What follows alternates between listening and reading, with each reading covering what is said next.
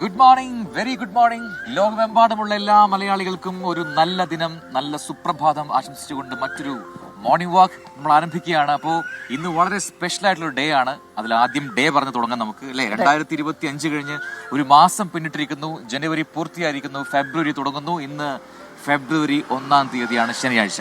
അതെ, മകരം 19 കൊല്ലവർഷം 1800 1200. എല്ലാ ദിവസം പറഞ്ഞാലും ഞാൻ മറന്നു.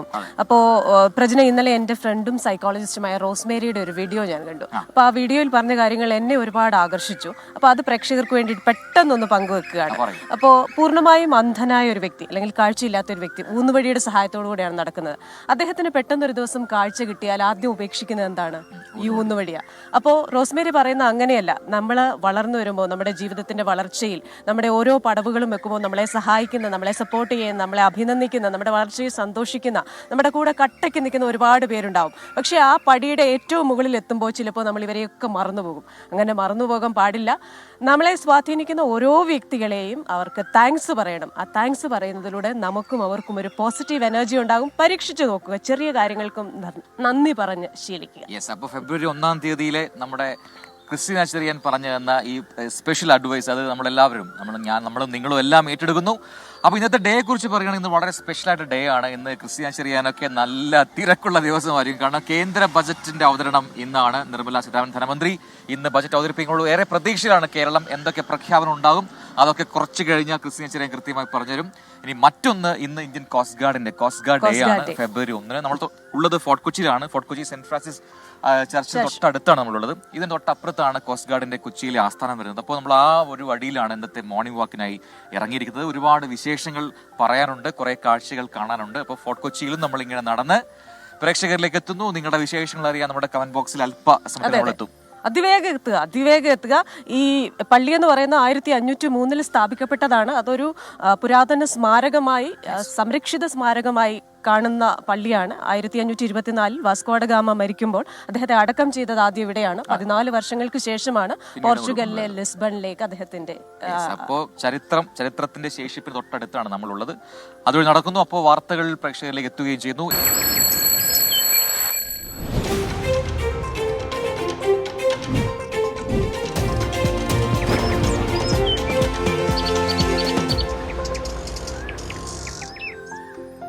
അപ്പോൾ പ്രിയപ്പെട്ട പ്രേക്ഷകരെ, നമ്മളിങ്ങനെ മോർണിംഗ് വാക്ക് ആരംഭിച്ചു കഴിഞ്ഞു. ചരിത്രമുറങ്ങുന്ന ഫോർട്ട് കൊച്ചിയിലാണ് നമ്മൾ. ഇന്ന് സവിശേഷമായ ദിവസമാണെന്ന് പ്രജൻ പറഞ്ഞു. അപ്പോൾ അതുമായി ബന്ധപ്പെട്ട ചില കാര്യങ്ങൾ കൂടെ പ്രേക്ഷകരെ കാത്തിരിക്കുന്നുണ്ട്. നമുക്ക് ആദ്യത്തെ വാർത്തയിലേക്ക് പോയാലോ? ആലപ്പുഴയിൽ നിന്നൊരു നമ്മൾ അസ്വസ്ഥപ്പെടുന്നൊരു വാർത്ത വരുന്നുണ്ട്. ആ വാർത്തയുടെ വിശദാംശങ്ങളിലേക്കാണ് നമ്മൾ ആദ്യം കടക്കുന്നത്, അല്ലെ? ആലപ്പുഴ മാന്നാറിൽ വീടിന് തീപിടിച്ച് വൃദ്ധ ദമ്പതികൾ മരിച്ചു എന്ന വളരെ സങ്കടകരമായ ഒരു വാർത്ത ആദ്യം തന്നെ പ്രേക്ഷകരേക്ക് എത്തിക്കേണ്ടി വരുന്നു. ദൗർഭാഗ്യകരമായി ചെന്നിത്തല കോട്ടമുറി കൊറ്റോട്ട് വീട്ടിൽ രാഘവൻ, ഭാര്യ ഭാരതി എന്നിവരാണ് മരിച്ചത്. തീപിടിച്ചതിൽ ദുരൂഹതയുണ്ട് എന്ന് പോലീസ് ഇപ്പോൾ വ്യക്തമാക്കുന്നുമുണ്ട്. വിവരങ്ങളുമായി ആലപ്പുഴയിൽ നിന്ന് ചേരുന്നത് മനീഷ് മഹിബാലാണ്. Manish, good morning. ഏറെ ദൗർഭാഗ്യകരമായ ഒരു സംഭവമാണ്. എന്തായാലും ഉറങ്ങിക്കിടക്കുന്ന ദമ്പതികളാണ്, വയോധികരാണ്, അവർ മരിച്ചു എന്ന് മനസ്സിലാക്കുന്നു. എന്താണ് ഈ തീപിടുത്തത്തിന് കാരണം? എന്താണ് ഇവിടെ ഒരു ദുരൂഹതയുണ്ടെന്ന് തോന്നാൻ കാരണം? ഇന്ന് പുലർച്ചെയാണ് വീടിന് തീപിടിച്ചതായിട്ടുള്ള വിവരം ആദ്യം നാട്ടുകാർ അറിയുന്നത്. പിന്നീട് പോലീസിനെ അറിയിച്ചു, സ്ഥലത്തെത്തി. ഈ സംഭവത്തെ പറ്റി പോലീസ് പറയുന്നത് ഇങ്ങനെയാണ്. അതായത് സംഭവം ഉണ്ടായിട്ടുള്ളത് ചെന്നിത്തല കോട്ടമുറി ജംഗ്ഷന് കിഴക്ക് വശമുള്ള വീടാണ്. ഈ വീട്ടിൽ 2 പേർ മാത്രമായിരുന്നു താമസിച്ചിരുന്നത്. 92 വയസ്സുള്ള രാഘവനും ഒപ്പം തന്നെ ഭാര്യ 90 വയസ്സുകാരി ഭാരതിയും. വീട്ടിൽ മറ്റാരും സ്ഥിരമായി ഉണ്ടാകാറില്ല. ഒരു മകൻ മാത്രമാണുള്ളത്. മകൻ ഇടയ്ക്ക് വന്ന് പോകാറുണ്ട്. ഇവരെ 2 പേരെയും ഈ വീടിന് തീ പിടിച്ച ശേഷം ഇവര് പൊള്ളി മരിച്ച നിലയിൽ കാണപ്പെടുകയായിരുന്നു. എങ്ങനെ തീ പിടിച്ചു എന്ന കാര്യത്തിൽ ഇപ്പോഴും വ്യക്തത വന്നിട്ടില്ല. ഈ മകൻ വല്ലപ്പോഴും വീട്ടിൽ വരാറുണ്ടായിരുന്ന മകനെ സംബന്ധിച്ചും വിവരങ്ങൾ ഒന്നുമില്ല. അതുകൊണ്ട് തന്നെ വലിയ ദുരൂഹതയുണ്ട്. എങ്ങനെ തീപിടുത്തം ഉണ്ടായി എന്നൊക്കെയുള്ള കാര്യമാണ് പോലീസിന് വളരെ സംശയം ജനിപ്പിക്കുന്നത്. ഇത് സംബന്ധിച്ച് ദുരൂഹതയുണ്ടെന്നാണ് പോലീസ് പറയുന്നത്. നിലവിൽ മാന്നാർ പോലീസ് ഈ സ്ഥലത്തെത്തി ഇൻക്വസ്റ്റ് അടക്കമുള്ള നടപടികൾ പുരോഗമിച്ചുകൊണ്ടിരിക്കുകയാണ്. ഇത് ഒരു തീപിടുത്തം ഉണ്ടായതാണോ അതോ തീ ആരെങ്കിലും വെച്ചതാണോ അടക്കമുള്ള സംശയം വരെ പോലീസിനുണ്ട്. അതുകൊണ്ട് തന്നെ പ്രാഥമികമായി നടത്തുന്ന അന്വേഷണത്തിൽ ഇത് സംബന്ധിച്ചൊരു വ്യക്തത വരികയില്ല. തുടർ അന്വേഷണത്തിൽ കാര്യത്തിൽ വ്യക്തത വരുമെന്നാണ് പോലീസ് അറിയിക്കുന്നത്. ആലപ്പുഴ മാന്നാർ പോലീസാണ് ഈ സ്ഥലത്തെത്തി നിലവിൽ അന്വേഷണം ആരംഭിച്ചിട്ടുള്ളത്. എന്താണെങ്കിൽ ഇത് സംഭവം ഉണ്ടായിട്ടുള്ളത് ഇന്ന് പുലർച്ചെയാണ്. അതായത് 1 മണിക്കും 3 മണിക്കും ഇടയിലാണ് ഈ സംഭവം ഉണ്ടായതെന്നാണ് പോലീസ് പറയുന്നത്. നാട്ടുകാരാണ് ഈ തീപിടുത്തം ആദ്യം അറിഞ്ഞ് അവിടെ എത്തിയതും പിന്നീട് പോലീസിനെ അറിയിച്ചത്. എന്താണെങ്കിലും വരുന്ന മണിക്കൂറുകളിൽ എന്താണ് സംഭവിച്ചത്, മാന്നാറിൽ ഈ വൃദ്ധ ദമ്പതികൾക്ക് എന്താണ് സംഭവിച്ചത്, അത് വീടിന് തീപിടുത്തം ഉണ്ടായതാണോ, അപകട മരണമാണോ, അല്ലെങ്കിൽ മറ്റെന്തെങ്കിലും തരത്തിലുള്ള അസ്വാഭാവികത ഇതിനുണ്ടോ എന്ന അടക്കമുള്ള കാര്യങ്ങൾ വരുന്ന മണിക്കൂറുകൾ മനസ്സിലാകുന്നതാണെങ്കിലും മകനെ ചുറ്റിപ്പറ്റിയും അന്വേഷണമുണ്ട്. എവിടെ പലപ്പോഴും വീട്ടിൽ വരികയുണ്ടായിരുന്ന മകനെ സംബന്ധിച്ചും പോലീസ് അന്വേഷിക്കുന്നുണ്ട്. ക്രിസ്റ്റീന, പ്രജിത്ത്.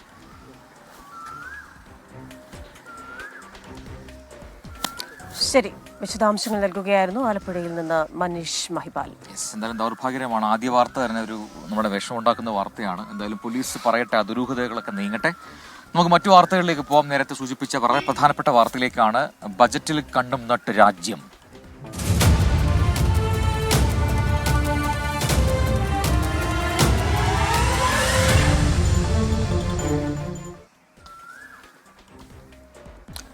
യെസ്, അപ്പോൾ ഇന്ന് ക്രിസ്ത്യൻ ചെറിയന്റെ ശരി കണ്ടപ്പോൾ തന്നെ മനസ്സിലായല്ലോ, കേന്ദ്ര ബജറ്റ് അവതരണം ഇന്നാണ്. എനിക്ക് തോന്നുന്നു അതായത് നമ്മുടെ 3ാം മോദി സർക്കാരിന്റെ 2ാമത്തെ സമ്പൂർണ്ണ ബജറ്റാണ് ഇന്ന് അവതരിപ്പിക്കാൻ പോകുന്നത് ധനമന്ത്രി. ആദ്യത്തെ സാങ്കേതികമായി നമുക്ക് ആദ്യത്തെ എന്ന് തന്നെ പറയാം. കാരണം ജൂലൈയിൽ അവതരിപ്പിച്ചത് വോട്ട് ഓൺ അക്കൗണ്ടിന്റെ ബാക്കിയായിരുന്നു, എന്നാലും ബാക്കി വർഷത്തേക്കുള്ളതായിരുന്നു. അങ്ങനെ 1ാമത്തെ ഒരു ഫുൾ ഇയറിലേക്കുള്ള ബജറ്റ് എന്ന നിലയിൽ അവതരിപ്പിക്കുകയാണ്. സമ്പൂർണ്ണ ബജറ്റ് എന്ന് പറയാം അല്ലെ. 2ാമത്തെ ബജറ്റ് ആണെങ്കിൽ കൂടി ഇന്നത്തേതാണ് ഒരു പൂർണ്ണമായ ബജറ്റ് ഉണ്ടാവുക അല്ലെ. അപ്പൊ എന്തായാലും തുടർച്ചയായി 8ാമത്തെ ബജറ്റ് അവതരിപ്പിക്കുന്ന ധനമന്ത്രി എന്ന ബഹുമതി കൂടി നിർമ്മല സീതാരാമൻ ഇന്ന് നേടാൻ പോവുകയാണ്. ഒരു പ്രധാനമന്ത്രി കീഴിലാണ് ഇതെല്ലാം എന്നുള്ളത് ഏറ്റവും പ്രധാനപ്പെട്ട മറ്റൊരു പോയിന്റ് ആണ് അല്ലെ. അപ്പോ ബൽറാം നെടുങ്ങാടി ഉണ്ട് വിശദാംശങ്ങളുമായി ഡൽഹിയിൽ നിന്നും. അതെ Balram, very very very good morning. അങ്ങനെ തുടർച്ചയായ 8ാം ബജറ്റ് പ്രഖ്യാപനത്തിനൊരുങ്ങുകയാണ് ധനമന്ത്രി നിർമ്മല സീതാരാമൻ. ചില ഘടകങ്ങൾ അനുകൂലമാണ്. കാരണം ഒരു ജനപ്രിയ ബജറ്റ്, വലിയ തെരഞ്ഞെടുപ്പുകളൊന്നും വരാൻ പോകുന്നില്ല. അതുകൊണ്ട് തന്നെ ഒരു ജനപ്രിയ ബജറ്റ് എന്നതിലേക്ക് പോകേണ്ട ചില കർശനമായ നടപടികൾ എടുക്കാൻ ധനമന്ത്രിക്ക് സ്വാതന്ത്ര്യമുണ്ട് ഈ ബജറ്റിൽ. മറ്റൊന്ന്, രാജ്യത്ത് ചില സാമ്പത്തിക രോഗലക്ഷണങ്ങൾ കാണിച്ചു തുടങ്ങിയിട്ടുമുണ്ട്. അതിൽ 2ാം പാദ GDP 5.4 ആയി താഴുന്നു. അതേപോലെ തന്നെ കമ്പനികളുടെ പാദഫലങ്ങൾ കുറയുന്നു, ഡിമാൻഡ് രാജ്യമൊട്ടാകെ കുറയുന്നു, വിലക്കയറ്റം കൂടുന്നു. അപ്പോൾ ഇതൊക്കെ പിടിച്ചു നിർത്തി സമ്പദ് വ്യവസ്ഥയെ ഒന്ന് ഉത്തേജിപ്പിക്കാനുള്ള ഒരുപാട് പദ്ധതികൾ ആവശ്യമാണ്. അപ്പോൾ ഇന്നത്തെ ഈ ബജറ്റിൽ നിന്ന് എന്തൊക്കെ പ്രതീക്ഷിക്കാം?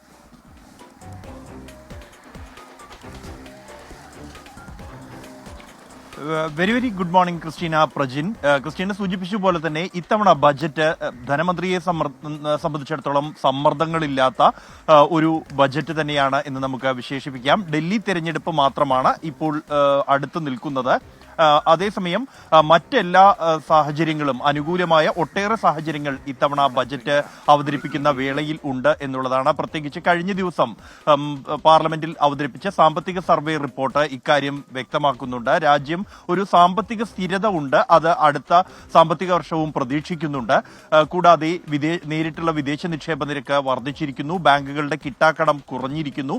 ഇത്തരം ഒരു സാഹചര്യം നിലനിൽക്കുമ്പോഴും ഈ സാമ്പത്തിക വളർച്ചാ നിരക്ക് കുറഞ്ഞു നിൽക്കുന്നു എന്നുള്ള ഒരു യാഥാർത്ഥ്യമുണ്ട്. ഒപ്പം തന്നെ വിലക്കയറ്റം, തൊഴിലില്ലായ്മ തുടങ്ങിയ വിഷയങ്ങളുണ്ട്. സാമ്പത്തികമായും മന്ദീഭവിച്ച ഒരു അവസ്ഥ, അത്തരത്തിലുള്ള പ്രശ്നങ്ങൾക്ക് പരിഹാരം കാണാനുള്ള ഒരു മാർഗം കൂടിയാണ് ഈ ബജറ്റ്. അതുകൊണ്ട് തന്നെ ഇതിനുള്ള പരിഹാര നിർദ്ദേശങ്ങൾ ഈ ബജറ്റിൽ പ്രഖ്യാപനങ്ങളുടെ രൂപത്തിൽ ഉണ്ടാകും എന്ന പ്രതീക്ഷ വിവിധ മേഖലകളുണ്ട്, പ്രത്യേകിച്ച് വ്യാവസായിക മേഖല.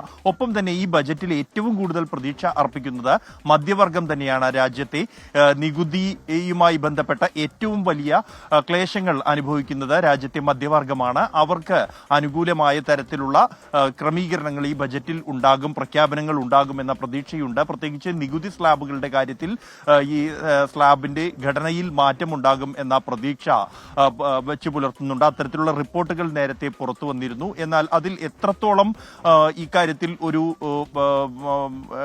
വ്യത്യസ്തത ഉണ്ടാകും എന്നുള്ളത് ശ്രദ്ധേയമാണ്. അത് ധനമന്ത്രിയെ ധനമന്ത്രി ബജറ്റ് അവതരിപ്പിക്കുമ്പോൾ മാത്രമായിരിക്കും വ്യക്തമാകുക. ഒപ്പം തന്നെയാണ് രാജ്യത്ത് ഈ പണത്തിന്റെ ചാക്രീകരണം എളുപ്പത്തിലാക്കുന്നതിന്റെ ആവശ്യമായ അടിസ്ഥാന സൗകര്യ വികസന പദ്ധതികൾ സംബന്ധിച്ചുള്ള പ്രഖ്യാപനങ്ങൾ. അത് രാജ്യത്തെ സംബന്ധിച്ചിടത്തോളം ഏറെ പ്രധാനപ്പെട്ടതാണ്. വികസിത് ഭാരത് 2047 യാഥാർത്ഥ്യമാക്കണമെങ്കിൽ അടിസ്ഥാന സൗകര്യ വികസന മേഖലയിൽ ഇത്തരത്തിലുള്ള വികസനം ഉറപ്പിക്കേണ്ടതുണ്ട്. അത് കേന്ദ്രീകരിച്ചുകൊണ്ട് കൂടുതൽ പദ്ധതികൾ വരേണ്ടതുണ്ട്, പണം ഇറങ്ങേണ്ടതുണ്ട്. ഇതുമായി ബന്ധപ്പെട്ടുള്ള വലിയ പ്രഖ്യാപനങ്ങൾ ഈ ബജറ്റിൽ ഉണ്ടാകുമെന്ന് പ്രതീക്ഷിക്കുന്നു. പ്രത്യേകിച്ച് റെയിൽവേ അടക്കമുള്ള മേഖലകൾ സംബന്ധിച്ച് വലിയ പ്രതീക്ഷകളുണ്ട്. രാജ്യത്ത് ഹൈസ്പീഡ് ട്രെയിനുകൾ തുടങ്ങിയ ആവശ്യങ്ങൾ ഉയർന്നു വരികയാണ്. കേരളം ഉൾപ്പെടെ വലിയ പ്രതീക്ഷ ഇക്കാര്യത്തിൽ സിൽവർ ലൈൻ പദ്ധതി ഏതാണ്ട് മാസങ്ങളായി സർക്കാരിന്റെ മുന്നിലാണ്. ഇനി കേന്ദ്ര സർക്കാരാണ് അക്കാര്യത്തിൽ തീരുമാനമെടുക്കേണ്ടത് എന്ന് തന്നെയാണ് സംസ്ഥാന സർക്കാർ ആവർത്തിക്കുന്നത്.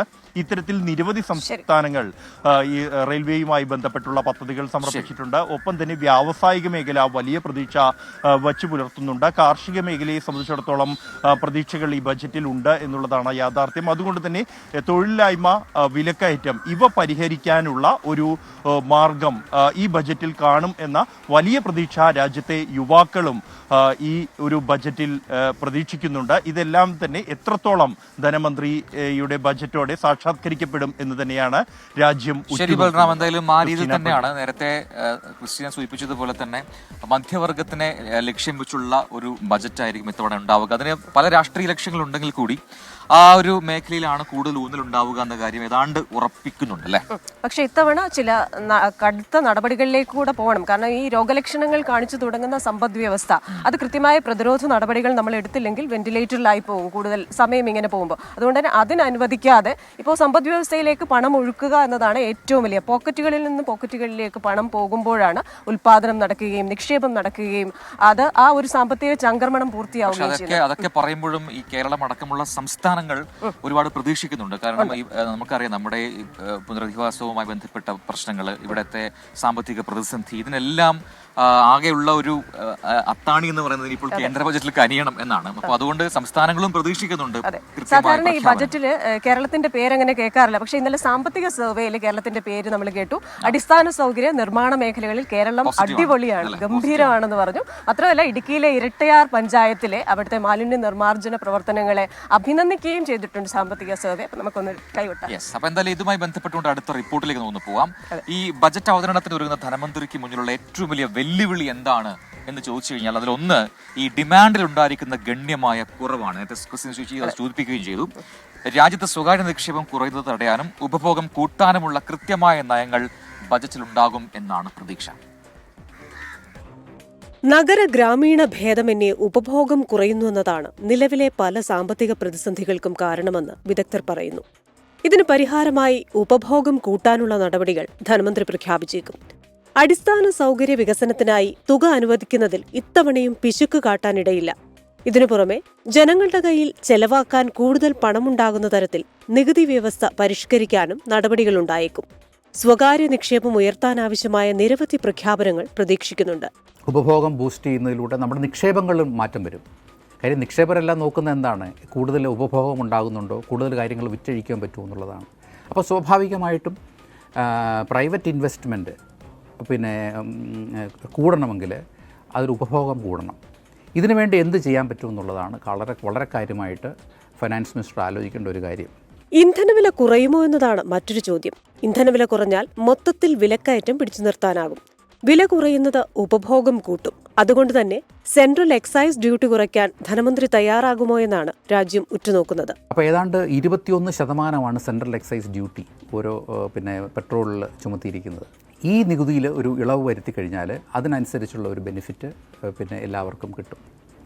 അത് പെട്രോളിൻ്റെ വില കിട്ടുമ്പോൾ നമുക്ക് സാധാരണക്കാരനെ സംബന്ധിച്ച് അവന് കുറച്ച് ലാഭകരമാകുന്നു. Business desk 24. അപ്പോൾ കേന്ദ്ര ബജറ്റിൽ വലിയ പ്രതീക്ഷയിലാണ് നമ്മൾ എന്ന് പറഞ്ഞാൽ കേരളം. ധനമന്ത്രി കെ എൻ ബാലഗോപാലുമായുള്ള ചർച്ചയിൽ നിരവധി ആവശ്യങ്ങൾ മുന്നോട്ട് വെച്ചിട്ടുണ്ട്. അപ്പോൾ എന്തൊക്കെയാണ് കേരളം പ്രതീക്ഷിക്കുന്നത് നമുക്ക് നോക്കിയാലോ. 24,000 കോടി രൂപയുടെ പ്രത്യേക പാക്കേജാണ് സംസ്ഥാനം ആവശ്യപ്പെട്ടിരിക്കുന്നത്. വിഴിഞ്ഞം തുറമുഖം, മുണ്ടക്കൈ ചുരുളിമല പുനരധിവാസം, മനുഷ്യ വന്യജീവി സംഘർഷ പരിഹാരം എന്നിവയിൽ പ്രത്യേക പാക്കേജ് ആവശ്യവും കേരളം മുന്നോട്ട് വച്ചിട്ടുണ്ട്. സംസ്ഥാനത്തിന്റെ കടമെടുപ്പ് പരിധി വെട്ടിക്കുറച്ചത്, നികുതിയിലുണ്ടായ കുറവ് എന്നിവ മൂലം സംസ്ഥാനം വലിയ സാമ്പത്തിക ബുദ്ധിമുട്ടിലാണ്. ഇത് പരിഹരിക്കാൻ 24,000 കോടി രൂപയുടെ പ്രത്യേക പാക്കേജ് അനുവദിക്കണമെന്നാണ് കേരളത്തിന്റെ പ്രധാന ആവശ്യം. വിഴിഞ്ഞം തുറമുഖത്തിന്റെ തുടർ വികസന പ്രവർത്തനങ്ങൾക്കായി 5,000 കോടി രൂപ, ഒപ്പം വയബിലിറ്റി ഗ്യാപ് ഫണ്ടിംഗ് സ്കീമിൽ നിലപാട് മാറ്റവും പ്രതീക്ഷിക്കുന്നു. മുണ്ടക്കൈ ചൂരൽമല പുനരധിവാസ പ്രവർത്തനങ്ങൾക്ക് 2,000 കോടി രൂപ, കാലാവസ്ഥാ വ്യതിയാനവുമായി ബന്ധപ്പെട്ട പ്രശ്നങ്ങളുടെ പരിഹാരത്തിനായി 4,500 കോടി രൂപ, തീരദേശ ശോഷണ പരിഹാരത്തിന് 11,650 കോടി രൂപ, മനുഷ്യമൃഗ സംഘർഷ പരിഹാര പദ്ധതികൾക്കായി 1,000 കോടി രൂപ. ഇങ്ങനെ നീളുന്നു കേരളത്തിന്റെ പ്രത്യേക പാക്കേജ് ആവശ്യം. കേരളത്തിന്റെ കടമെടുപ്പ് പരിധി 3.5% ഉയർത്തണം. ദേശീയപാത വികസനത്തിന് ഭൂമി ഏറ്റെടുക്കാൻ 25% ചെലവ് സംസ്ഥാനം വഹിക്കുന്നുണ്ട്. ഇതിനായി എടുത്ത കിഫ്ബി വായ്പ തുക സംസ്ഥാനത്തിന്റെ വായ്പാ പരിധിയിൽ നിന്ന് വെട്ടിക്കുറച്ച് പ്രതിസന്ധി പരിഹരിക്കണം. ഇതിനായി 6,000 കോടി രൂപ അധികമായി വായ്പയെടുക്കാൻ അനുവദിക്കണം. സർക്കാർ സ്ഥാപനങ്ങളും കമ്പനികളും എടുക്കുന്ന വായ്പകളെ സംസ്ഥാനത്തിന്റെ കടമെടുപ്പ് പരിധിയിൽ ഉൾപ്പെടുത്തുന്ന കേന്ദ്ര നിലപാട് തിരുത്തണം. GST നഷ്ടപരിഹാര വ്യവസ്ഥ തുടരണമെന്നും സംസ്ഥാനം ആവശ്യപ്പെടുന്നു. നെല്ല് സംഭരണ കേന്ദ്രവിഹിതം 75% ഉയർത്തണം. ഇതിനെല്ലാം പുറമെ ഇത്തവണയും എയിംസ്, സിൽവർ ലൈൻ പദ്ധതി, അങ്കമാലി ശബരി, തലശ്ശേരി മൈസൂരു റെയിൽപാതകൾ ഉൾപ്പെടെയുള്ള മുൻകാല ആവശ്യങ്ങളും കേന്ദ്രത്തിന് മുന്നിൽ സമർപ്പിച്ചിട്ടുണ്ട്. 24 തിരുവനന്തപുരം. അപ്പോൾ അങ്ങനെയാണ്, കേരളം പ്രതീക്ഷയിലാണ്, നമ്മളും പ്രതീക്ഷയിലാണ്. അപ്പോൾ ബജറ്റ് അവതരണത്തിനിടയ്ക്ക് കേന്ദ്ര ധനമന്ത്രി പറയട്ടെ, I allot 24,000 crore rupees for a special package to Kerala. നമ്മുടെ കേരളത്തിന്റെ ആവശ്യം ഒന്നും ഒരു അന്യായമല്ല, ന്യായമായ ആവശ്യങ്ങളാണ്. അതിൽ തന്നെ ഏറ്റവും ഒടുവിൽ പറഞ്ഞ ആ റിപ്പോർട്ടിൽ ഏറ്റവും അവസാന ഭാഗത്ത് പറഞ്ഞ ഒരു കാര്യമുണ്ട്. അതിന് നമുക്ക് കൂടുതലായി ഒന്ന് ഫോക്കസ് ചെയ്യണം. കാരണം ഏത് ബജറ്റ് വരുമ്പോഴും നമ്മൾ ഏറ്റവും കൂടുതൽ പറയുന്നതാണ് എയിംസ് പ്രഖ്യാപനം ഉണ്ടാകുമോ ഇല്ലയോ. ഇത്തവണ അത് ഉണ്ടാകുമോ എന്ന് നമുക്കറിയാം. എന്തായാലും മണിക്കൂറുകൾക്ക് കഴിഞ്ഞാൽ ആ പ്രഖ്യാപനം ഉണ്ടാവുകയും ചെയ്യും. കോഴിക്കോട് കിനാലൂരിലെ എയിംസ് പ്രഖ്യാപനത്തിന് കാതോർക്കുകയാണ് മലയാളികൾ. എയിംസിന് വേണ്ടി സ്ഥലം കണ്ടെത്തിയിട്ടും ഇതുവരെ കേന്ദ്രം കനിയാത്തതാണ് പ്രതിസന്ധി. അപ്പോൾ ഇത്തവണ ബജറ്റിൽ എയിംസ് ഉണ്ടാകുമോ എന്ന് നമുക്ക് നോക്കാം. 2014 ജൂലൈ 10 അന്നത്തെ ധനമന്ത്രി അരുൺ ജെയ്റ്റ്ലി കേരളത്തിനായി എയിംസ് വാഗ്ദാനം ചെയ്യുന്നത്. വർഷം 10 കഴിഞ്ഞു. കേരളത്തിന്റെ എയിംസ് സ്വപ്നത്തിന് ഇതുവരെ ചിറകുമുളച്ചിട്ടില്ല. ഓരോ തവണ കേന്ദ്ര ബഡ്ജറ്റ് പ്രഖ്യാപനത്തിന് തൊട്ടു മുൻപ് ഈ മോഹം ഉദിക്കുമെങ്കിലും മണിക്കൂറുകളുടെ ആയുസ് മാത്രമുള്ള ആഗ്രഹമായി അത് പൊലിഞ്ഞതാണ് കഴിഞ്ഞ നാളുകളിൽ നാം കണ്ടത്. ഇത്തവണ ആ സ്വപ്നത്തിന് ചിറകുമുളയ്ക്കുമോ എന്നതാണ് ആരോഗ്യ കേരളം ഉറ്റുനോക്കുന്നത്. കേരളം എയിംസിന് വേണ്ടിയുള്ള സ്ഥലം കണ്ടെത്തുകയും നടപടിക്രമങ്ങളെല്ലാം പാലിച്ച് രേഖാമൂലം കേന്ദ്രത്തെ അറിയിക്കുകയും ചെയ്തതാണ്. എന്നാൽ അനുകൂല നടപടി കേന്ദ്രത്തിൽ നിന്നും ഉണ്ടായിട്ടില്ല. രാജ്യത്തെ ഒട്ടുമിക്ക സംസ്ഥാനങ്ങൾക്കും എയിംസ് ഇതിനകം അനുവദിച്ചിട്ടും വളരെ നേരത്തെ ഇതിനായി ശ്രമം നടത്തുന്ന കേരളത്തിന് കടുത്ത അവഗണനയാണ് ഉണ്ടായത്. കിനാലൂരിൽ KSIDCയുടെ പക്കലുള്ള 150 ഏക്കർ ഭൂമി ആരോഗ്യവകുപ്പിന് കൈമാറിയും ഇതിനു പുറമെ സ്വകാര്യ വ്യക്തികളിൽ നിന്ന് 100 ഏക്കറോളം ഭൂമി ഏറ്റെടുത്തുമാണ് 250 ഏക്കർ എയിംസിനായി കോഴിക്കോട്ട് ഒരുക്കി വെച്ചിട്ടുള്ളത്. 24 കോഴിക്കോട്. കഴിഞ്ഞ ദിവസം 2 ദിവസം മുൻപ് പുറത്തു വന്ന ഞെട്ടിപ്പിച്ച വാർത്തയായിരുന്നു 2.5 വയസ്സുകാരുടെ കൊലപാതകം ബാലരാമപുരത്തെ. അപ്പോൾ അതിന്റെ ദുരൂഹതകൾ ഇങ്ങനെ നീങ്ങിക്കൊണ്ടിരിക്കുകയാണ്. പരമാവധി ചുരുളുകൾ അഴിക്കാനുള്ള ശ്രമത്തിലാണ് ഇപ്പോൾ പോലീസ് സംഘമുള്ളത്. ഇന്നെന്തായാലും പ്രതി ഹരികുമാറിന് വേണ്ടി കസ്റ്റഡി അപേക്ഷ നൽകും. പ്രതിയിൽ നിന്ന് കൂടുതൽ വിവരങ്ങൾ തേടി കേസിൽ വ്യക്തത വരുത്താനാണ് പോലീസിന്റെ നീക്കം. പൂജപ്പുര മഹിളാ മന്ദിരത്തിൽ തുടരുന്ന ശ്രീതു എന്ന് പറയുന്ന കുഞ്ഞിന്റെ അമ്മയെയും ഇന്ന് ചോദ്യം ചെയ്തേക്കുമെന്നറിയുന്നു. സഹോദരിയോടുള്ള വിരോധത്തെ തുടർന്നാണ് കുഞ്ഞിനെ കൊലപ്പെടുത്തിയതെന്നാണ് പോലീസിന്റെ റിമാൻഡ് റിപ്പോർട്ട്. ഹരികുമാറിന്റെയും ശ്രീതുവിന്റെയും മൊഴികൾ വിശദമായി പരിശോധിച്ച ശേഷമായിരിക്കും തുടർ നടപടി. Neyyattinkara judicial first class magistrate കോടതി മുന്നിലായിരിക്കും കസ്റ്റഡി അപേക്ഷ സമർപ്പിക്കുക. പൂജപ്പുര മഹിളാ മന്ദിരത്തിൽ തുടരുന്ന ശ്രീതുവിനെയും ഇന്ന് ചോദ്യം ചെയ്തേക്കും. ഇന്നലെ രാത്രി 2 മണിക്കൂറിലേറെ SP-യുടെ നേതൃത്വത്തിൽ ശ്രീതുവിനെ ചോദ്യം ചെയ്തിരുന്നു. ഇന്നലെ ചോദ്യം ചെയ്ത് വിട്ടയച്ച ജോത്സ്യൻ ശംഖുമുഖം ദേവിദാസിനെയും പോലീസ് സ്റ്റേഷനിലേക്ക് വിളിച്ചു വരുത്തും. 10 മണിയോടെ എത്താനാണ് ഇയാൾക്ക് നിർദ്ദേശം നൽകിയിട്ടുള്ളത്. സാമ്പത്തിക ഇടപാടുകൾ സംബന്ധിച്ചുള്ള കാര്യമാണ് ജോത്സ്യനിൽ നിന്ന് പോലീസ് തേടുക. പ്രതിയുടെ ബന്ധുക്കളെ ഉടൻ ചോദ്യം ചെയ്യേണ്ടതില്ല എന്നാണ് പോലീസ് തീരുമാനം. 24 തിരുവനന്തപുരം. യെസ്, അപ്പോൾ അത് തന്നെയാണ്. MG പ്രതീഷ് ഏറ്റവും പുതിയ അപ്ഡേറ്റ് നൽകാൻ തിരുവനന്തപുരത്തും തത്സമയം ചെയ്യുന്നുണ്ട്. Pratheesh, good morning. അപ്പോൾ ഈ കേസുമായി ബന്ധപ്പെട്ട് നിർണായകമായ ദിവസമാണിന്ന്. ഇതിന്റെ ദുരൂഹതകൾ നീങ്ങേണ്ടതുണ്ട്. അപ്പോൾ ഈ കൊലപാതകത്തിന് കാരണം എന്താണ്, അതാണ് അന്വേഷിക്കേണ്ടത്. അപ്പൊ അതിൽ ഈ സഹോദരനും സഹോദരിയും, ഈ ശ്രീതുവും ഒപ്പം തന്നെ ഹരികുമാറും തമ്മിൽ വലിയ വ്യക്തിവൈരാഗ്യം ഉണ്ടെന്ന് പറയുന്നു. ഇവർ തമ്മിലുള്ള അത്രമാത്രം കടുത്ത വ്യക്തിവൈരത്തിന് എന്താണ് കാരണം, അതൊന്ന് അറിയേണ്ടതുണ്ട്. പിന്നെ ഈ പൂജാരിയുടെ ബന്ധം, കണക്ഷൻ, അതൊക്കെ ഈ കൊലപാതകത്തിലേക്ക് നയിച്ചിട്ടുണ്ടോ? അപ്പൊ എന്താണ് പോലീസ് ഏറ്റവും ഒടുവിൽ നൽകുന്ന ചില സൂചനകൾ, ലീഡുകൾ? പ്രജിൻ, ബാലരാമപുരം കൊലപാതകവുമായി ബന്ധപ്പെട്ട പോലീസിനെ കുഴപ്പിക്കുന്ന നിരവധി ചോദ്യങ്ങൾ ഇപ്പോഴും ബാക്കിയാണ്. കാരണം ഈ കൊലപാതകം നടത്തിയത് പ്രതി ഹരികുമാറാണെന്ന് പോലീസ് സ്ഥിരീകരിക്കുമ്പോഴും അതിനുള്ള കാരണം, കൃത്യമായൊരു കാരണം സംബന്ധിച്ച് പോലീസിനും ഇനിയും വ്യക്തതയില്ല എന്നതാണ് ഏറ്റവും പ്രധാനപ്പെട്ട കാര്യം. ഇന്നലെ പുറത്തുവന്ന റിമാൻഡ് റിപ്പോർട്ടിൽ പോലീസ് പറയുന്നത് ഈ സഹോദരി ശ്രീതുവിനോടുള്ള വൈരാഗ്യമാണ് അല്ലെങ്കിൽ വിരോധമാണ് കൊലപാതകത്തിലേക്ക് നയിച്ചത്. ശ്രീതുവിന് തനിക്കുള്ള താല്പര്യം കുഞ്ഞ് വന്നതോടുകൂടി ഇല്ലാതെ പോയെന്നും അതുകൊണ്ട് താൻ കുഞ്ഞിനെ കൊലപ്പെടുത്തി എന്നതാണ് പ്രതി നൽകിയ മൊഴി. മാത്രമല്ല, ഒരു ഉൾവിളി തനിക്ക് തോന്നി, കൊല്ലാൻ തോന്നി, കൊന്നു എന്നുള്ള വിചിത്രമായ മൊഴിയും പോലീസിന് മുന്നിൽ പ്രതി നൽകിയിട്ടുണ്ട്. പക്ഷേ ഇതൊക്കെ തന്നെ ഒരു കൊലപാതകത്തിലേക്ക് നയിക്കുന്ന കാരണങ്ങളാണോ എന്നതാണ് പ്രധാനമായും ഉയരുന്ന ചോദ്യം. അതുകൊണ്ട് തന്നെ ഈ വിഷയത്തിൽ വീണ്ടും വിശദമായ പരിശോധനയ്ക്കാണ് പോലീസ് തയ്യാറെടുക്കുന്നത്. ഇന്നലെ രാത്രി വൈകിയും കുഞ്ഞിന്റെ മാതാവ് ശ്രീതുവിനെ പോലീസ് ചോദ്യം ചെയ്തിരുന്നു. എസ്.പിയുടെ നേതൃത്വത്തിൽ ചോദ്യം ചെയ്തെങ്കിലും കാര്യമായൊരു പുരോഗതി അല്ലെങ്കിൽ നിർണായകമായ കണ്ടെത്തലുകളൊന്നും തന്നെ പോലീസിന് ലഭിച്ചിട്ടില്ല എന്നതാണ് മനസ്സിലാക്കാൻ കഴിയുന്ന കാര്യം. ഇന്ന് പോലീസ് പ്രതിക്കായി കസ്റ്റഡി അപേക്ഷ നൽകും. ഈ പ്രതിയെ കസ്റ്റഡിയിലെടുത്ത് വീണ്ടും ചോദ്യം ചെയ്തെങ്കിൽ മാത്രമേ കൂടുതൽ കാര്യങ്ങൾ പോലീസിന് മനസ്സിലാവുകയുള്ളൂ. കാരണം ഈ പ്രതിക്ക് മാനസിക പ്രശ്നമുണ്ട് എന്നുള്ളൊരു കാര്യം പോലീസിനെ സംബന്ധിച്ച് വെല്ലുവിളി ഉയർത്തുന്നുണ്ട്. 6 വർഷമായി ഈ പ്രതി മാനസിക പ്രശ്നങ്ങൾക്ക് മരുന്ന് കഴിക്കുന്നു എന്നതാണ് പോലീസിന് ലഭിച്ചിരിക്കുന്ന വിവരം. ഇതിന്റെ ആധികാരികത അടക്കം പോലീസിന് പരിശോധിക്കേണ്ടതുണ്ട്. അങ്ങനെയെങ്കിൽ ഈ പ്രതിയെ അത്തരത്തിലൊരു വൈദ്യ പരിശോധനയ്ക്കും പോലീസ് വിധേയമാക്കും. മറ്റൊന്ന്, സാമ്പത്തിക ക്രമക്കേടുമായി ബന്ധപ്പെട്ട് ഉയർന്ന ആരോപണങ്ങളാണ്. അതിലും ഒരു സ്ഥിരീകരണം ഇതുവരെയും വന്നിട്ടില്ല. കാരണം അത്തരത്തിലൊരു തെളിവുകളൊന്നും തന്നെ, ഡിജിറ്റൽ തെളിവുകളൊന്നും തന്നെ പോലീസിന് ലഭിച്ചിട്ടില്ല. എന്തായാലും ഈ ജോൾസിനെ ഇന്ന് 10 മണിയോടുകൂടി സ്റ്റേഷനിൽ വരാൻ പോലീസ് പറഞ്ഞിട്ടുണ്ട്. ഇന്നും വിശദമായ ചോദ്യം ചെയ്യലും മൊഴിയെടുപ്പും നടക്കുമെന്നതാണ് നമുക്ക് ഈ കേസിൽ മനസ്സിലാകുന്നത്. പ്രജിൻ, ക്രിസ്റ്റീന. പ്രതീക്ഷയാണ് വിശദാംശങ്ങൾ നൽകിയത് അല്ലേ? ഇനി ഒരുപാട് കാര്യങ്ങൾ ചുരുളഴിയാനുണ്ട്. നമ്മൾ നിൽക്കുന്നത് ഫോർട്ട് കൊച്ചി വാട്ടർ മെട്രോ സ്റ്റേഷന് മുന്നിലാണ്. അപ്പൊ അതുവഴി നടന്നു പോവാണ്. നമുക്ക് അടുത്ത വാർത്തയിലേക്ക് പോവാം. ഈ കുറ്റകൃത്യങ്ങളും ആ രീതിയിലുള്ള എന്താണ് പറയുക പ്രവർത്തനങ്ങളും ഒക്കെ അത് കേരളത്തിൽ ഇങ്ങനെ കൂടി വരുന്നു. ഓരോ ദിവസവും ഒരുപാട് വാർത്തകൾ വരുന്നതാണ്. ഇന്നലെ രാത്രി വന്ന ഞെട്ടിപ്പിക്കുന്ന വാർത്തയുടെ അപ്ഡേറ്റിലേക്കാണ് നമ്മൾ ഇനി പോകുന്നത്. വയനാട് വെള്ളമുണ്ടയിൽ അതിഥി തൊഴിലാളിയെ കൊന്ന് സ്യൂട്ട് കേസിലാക്കി എന്നായിരുന്നു ആ വാർത്ത. ഉത്തർപ്രദേശ് സ്വദേശിയായ മുഖീബാണ് കൊല്ലപ്പെട്ടത്. പല ഭാഗങ്ങളിൽ നിന്നാണ് മൃതദേഹം കണ്ടെത്തിയത്. സംഭവത്തിൽ പ്രതിയായ ഉത്തർപ്രദേശുകാരൻ മുഹമ്മദ് ആരിഫ് പിടിയിലായി. തൊണ്ടർനാട് വെള്ളിലാവിലാണ് കൊലപാതകം. മൃതദേഹം വെട്ടിനുറുക്കി 2 സ്യൂട്ട് കേസുകളിലായി വെള്ളമുണ്ട മൂളിത്തോട് പാലത്തിനടുത്തേക്ക് ഓട്ടോറിക്ഷയിൽ കൊണ്ടുവരികയായിരുന്നു. ഇത് പാലത്തിന് 2 ഭാഗത്തായി ഉപേക്ഷിച്ചു. ഇതിൽ അസ്വാഭാവികത തോന്നിയ ഓട്ടോ ഡ്രൈവറാണ് ഇയാളെ തടഞ്ഞു നിർത്തി പോലീസിനെ വിളിച്ചത്. തുടർന്ന് നടത്തിയ ചോദ്യം ചെയ്യലിൽ പ്രതി കുറ്റം സമ്മതിച്ചു.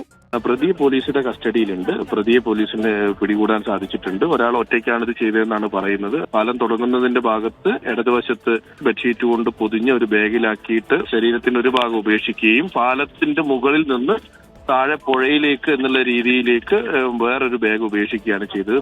തന്റെ ഭാര്യയുമായി മുഗീബിന് ബന്ധമുണ്ടെന്ന സംശയത്തിന്റെ അടിസ്ഥാനത്തിലാണ് മുഹമ്മദ് ആരിഫ് കൊല നടത്തിയതെന്നാണ് പോലീസ് നിഗമനം. കസ്റ്റഡിയിലായ പ്രതിയെ വിശദമായി ചോദ്യം ചെയ്തു വരികയാണ്. വെട്ടിനുറുക്കിയ ശരീരഭാഗങ്ങളടങ്ങിയ സ്യൂട്ട് കേസുകൾ പോലീസ് കണ്ടെടുത്തിട്ടുണ്ട്. 24 വയനാട്. എറണാകുളം ചോറ്റാനിക്കരയിൽ ക്രൂരപീഡനത്തിനിരയായി മരിച്ച പോക്സോ കേസ് അതിജീവിതയുടെ പോസ്റ്റ്മോർട്ടം ഇന്ന് നടക്കും. രാവിലെ 9 മണിക്ക് കളമശ്ശേരി മെഡിക്കൽ കോളേജിലാണ് പോസ്റ്റ്മോർട്ടം നടക്കുക. തുടർന്ന് പെൺകുട്ടിയുടെ വീട്ടിലെ പൊതുദർശനത്തിന് ശേഷം ഉച്ചകഴിഞ്ഞ് 3 മണിക്ക് തൃപ്പൂണിത്തുറ നടമേൽ പള്ളിയിൽ സംസ്കരിക്കും.